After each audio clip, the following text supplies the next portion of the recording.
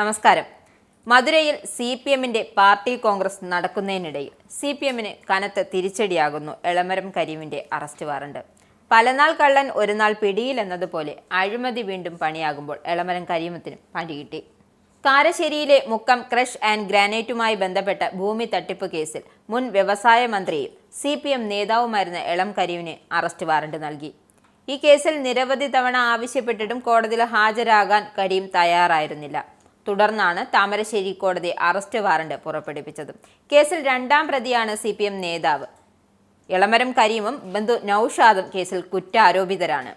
2009 കാലത്താണ് കേസിനാസ്പദമായ സംഭവം നടന്നത്.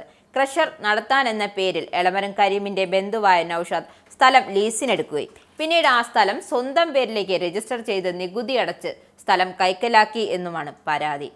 എളമരം കരീമാണ് ഇതിന് ഇടനിലക്കാരനായി പ്രവർത്തിച്ചത്.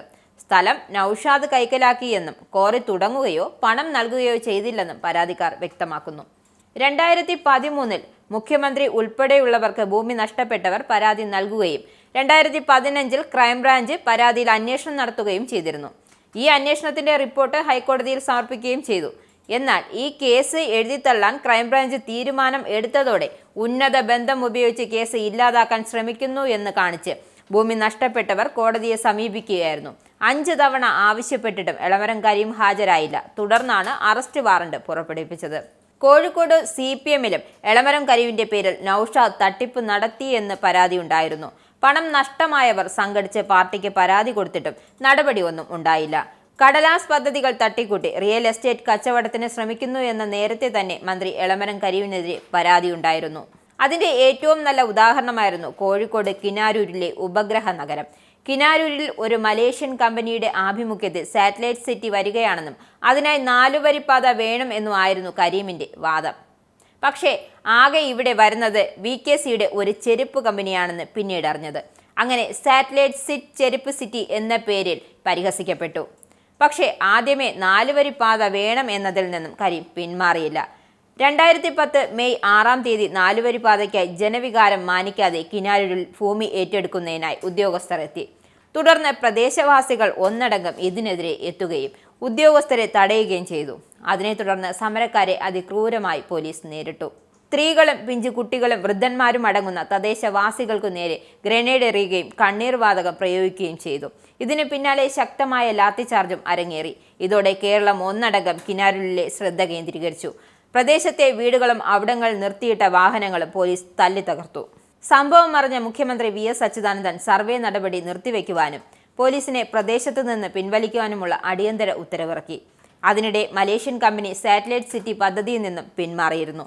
പക്ഷേ അപ്പോഴേക്കും അവിടെ പരിസരങ്ങളിലും നൌഷാദ് വലിയ തോതിൽ ഭൂമി വാങ്ങിക്കൂട്ടിയിരുന്നു. ബന്ധുവായ TP നൌഷാദ് കരീമിന്റെ ബിനാമിയാണെന്ന ആക്ഷേപം പാർട്ടിക്ക് അകത്തുതന്നെ ഉയർന്നിരുന്നു. കരീം മന്ത്രിയായിരിക്കെ 100 കണക്കിന് ഏക്കർ ഭൂമിയാണ് നൌഷാദ് കോഴിക്കോടിന്റെ മലയോര മേഖലകൾ പലയിടങ്ങളിലായി വാങ്ങിക്കൂട്ടിയത്.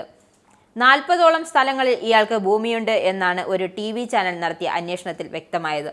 മാത്രമല്ല ഭൂവുടമകൾ പറഞ്ഞ പണം നൽകാതെ പറ്റിച്ച കേസിലും ഇയാൾ പ്രതിയാണ്. ഇത്തരം 4 കേസുകളാണ് നൌഷാദിന്റെ പേരിലുള്ളത്. കോറി ക്രഷർ യൂണിറ്റുകൾ സ്ഥാപിക്കാനെന്ന വ്യാജേന TP നൌഷാദ് ജില്ലയിലെ വിവിധ ഭാഗങ്ങളിൽ നിന്നായി 55 ഏക്കറോളം ഭൂമി തട്ടിയെടുത്തു എന്ന കേസ് വലിയ വാർത്തയായി.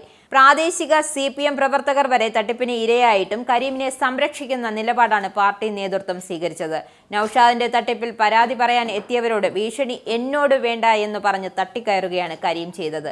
ചക്കിട്ടുപാറ ഖനനാനുമതിയുമായി ബന്ധപ്പെട്ട അഴിമതി പണം കൊണ്ട് കോടികൾ വിലമതിക്കുന്ന ഭൂമികൾ നൌഷാദ് വാങ്ങിക്കൂട്ടിയതെന്നാണ് ആരോപണം. ഇതിന്റെ തെളിവുകൾ നേരത്തെ വിജിലൻസ് നൽകിയിരുന്നുവെങ്കിലും നടപടിയൊന്നും ഉണ്ടായിരുന്നില്ല എന്ന് ആക്ഷൻ കമ്മിറ്റി വ്യക്തമാക്കി.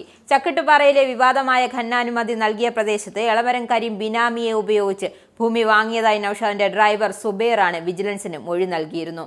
ചക്കിട്ടുപാറ ഖനനാനുമതിക്കായി നൌഷാദ് കോഴ വാങ്ങിയതായി സുബൈർ നേരത്തെ ആരോപിച്ചു. താനാണ് 5 കോടി രൂപ തിരുവനന്തപുരം മസ്കറ്റ് ഹോട്ടലിൽ നിന്നും വീട്ടിലെത്തിച്ചതെന്നും സുബൈർ വ്യക്തമാക്കിയിരുന്നു. കോഴയ്ക്കായി ലഭിച്ച പണം ഭൂമി വാങ്ങാനായി ഉപയോഗിച്ചു.